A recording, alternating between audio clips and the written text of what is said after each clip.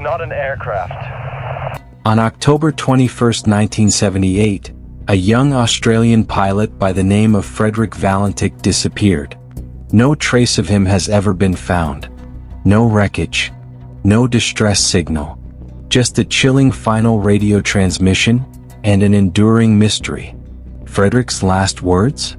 It's not an aircraft.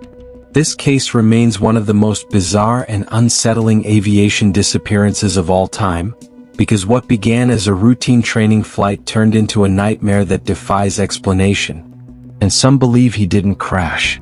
They believe he was taken. This is the story of Frederick Valentich, and the mystery that continues to haunt aviation experts, UFO researchers, and true crime investigators over 4 decades later. Frederick Valentich was 20 years old when he vanished. Born in June of 1958, he was known as a quiet, serious young man, ambitious about his dreams of becoming a commercial pilot. He wasn't a total amateur. By the time of his disappearance, Frederick had logged over 150 hours of flight time. He held a Class 4 instrument rating which allowed him to fly at night, but only in visual meteorological conditions. In other words, he needed to see the horizon. He also had a reputation, some say for being overly enthusiastic, even obsessed with flying. But there's one more thing that people close to him knew. Frederick had a strong interest in UFOs. In fact, he was known to have studied them. He even worried about them. Just a few weeks before his disappearance, Frederick had told his father he was concerned about unidentified flying objects interfering with aircraft. Some say he was fascinated. Others say he was afraid. Still, nothing about his behavior on the day of his flight suggested anything out of the ordinary. On the evening of October 21st, he filed a flight plan to King Island, an isolated stretch of land across Bass Strait from Melbourne. His stated reason? To pick up some friends. But those friends later said they weren't expecting him. No one was. Frederick took off from Moorabbin Airport in Melbourne at 6:19 p.m. in a single-engine Cessna 182L. He was alone in the aircraft. Everything was routine for the first part of the flight. Weather conditions were fair, with clear skies and good visibility. The sun had set just minutes before. Bass Strait stretched out beneath him, calm, dark, and empty. At 7:06 p.m., Frederick contacted Melbourne Flight Information Service and reported that he was being followed by what he described as a large aircraft, with 4 bright lights. He said it was moving erratically, passing over him multiple times. The controller, confused, asked him to identify the aircraft. Frederick couldn't. He said, quote, "It's not an aircraft." He went on to say the object was long, metallic, and shiny. At one point, he reported that it hovered above him and emitted a green light. He sounded increasingly nervous.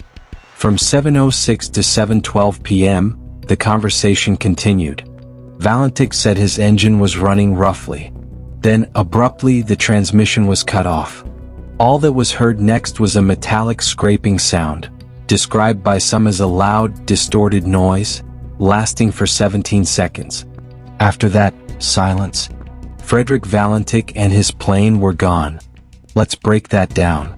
The final transmission between Valentich and air traffic control was officially recorded and later released to the public. The most repeated phrase? It's not an aircraft. That chilling line has been debated endlessly. Some suggest Frederick saw an experimental aircraft. Some say it was a weather balloon. But others believe it was something more extraterrestrial.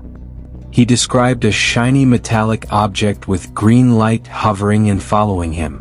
He claimed it was moving at high speed and circling him. He sounded shaken. Then came the noise.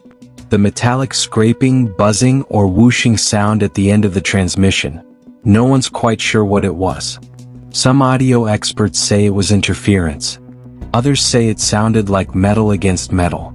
What's eerie is that the entire exchange was calm, until it wasn't. And when asked what kind of aircraft he saw, he said it wasn't an aircraft at all. What followed was one of the most extensive search efforts in Australian aviation history. Over the next 4 days, the Royal Australian Air Force, civilian volunteers and search and rescue teams scoured more than 1,000 square miles of the Bass Strait. They found nothing. No wreckage. No oil slick. No personal items. No evidence that a crash had occurred. The official investigation by the Department of Transport and the Civil Aviation Authority concluded that the reason for Valentich's disappearance was unknown. While pilot disorientation was listed as a possibility, no conclusive evidence supported that. The Royal Australian Air Force also looked into it. Their response? They had detected no other aircraft in the area that evening. Even more puzzling, King Island Airport reported no signs that Valentich had intended to land. He never filed a landing request. The airport staff didn't even have lights on the runway prepared. So what was he doing? Let's talk about theories. Theory 1. Alien abduction. This is the most infamous theory. Frederick was a UFO enthusiast. He disappeared in midair after describing an unknown flying object that hovered over him, emitted a green light, and circled his aircraft. The sudden disappearance, the lack of wreckage, the final audio clip, it all adds fuel to the fire. Some researchers believe his statements weren't hallucinations, but accurate observations. Could it be that Frederick was taken? Theory 2. Disorientation or pilot error. Critics argue that Valentich may have become spatially disoriented while flying at dusk over water. At night, without a visible horizon, even experienced pilots can lose track of up and down. He may have mistakenly identified stars or lights on the ground as another craft. It's possible his aircraft entered a spiral dive and crashed into the ocean. But again, there was no wreckage found. Theory 3.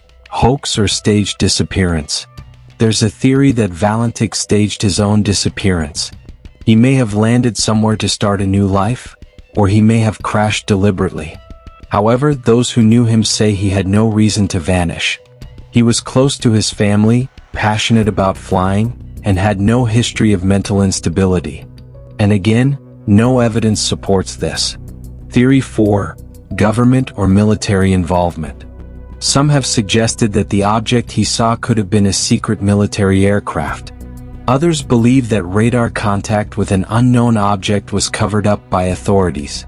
Could this be a case of classified technology mistaken for a UFO? We may never know. It's been over 4 decades since Frederick Valentich vanished.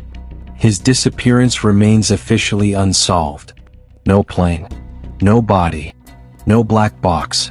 No definitive answers. Just a haunting final transmission, and a question that refuses to go away. What did he see that night? And why did he say, "It's not an aircraft"? Some believe he was taken by extraterrestrials. Others believe he simply lost control of the plane and crashed. But the mystery of Frederick Valentich lives on, and continues to draw believers, skeptics, and investigators alike. What do you think? Was this a tragic accident? A deliberate disappearance? Or something not of this world? Let us know in the comments. Don't forget to like this video, subscribe for more mysterious disappearances, and click the bell so you don't miss the next case. Because sometimes, people don't just go missing. They vanish into thin air.